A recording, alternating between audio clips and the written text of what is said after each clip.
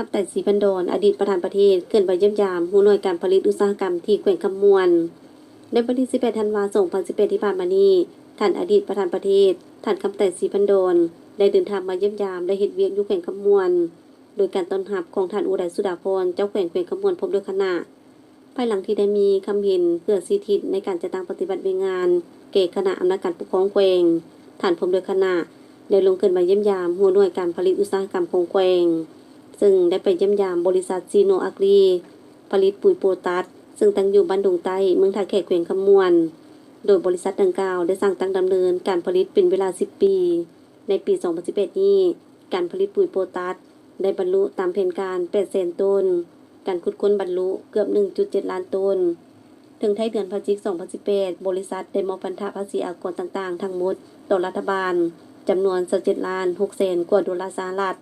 และส่วนในการพัฒนาสังคม1 ล้านกว่าดอลลาร์สหรัฐบริษัทได้นำใช้แรงงานคนลาวในท้องถิ่นจำนวน259 คนรวมอัตราส่วนแรงงานทั้งหมดของโรงงาน56ส่วนห้อยซึ่งเป็นการสุมยูและสร้างวิกฤตงานทำของประชาชนในท้องถิ่นของแขวงสุขสวรรค์เสียงมณีรายงานจากวิทยุแขวงคำมวน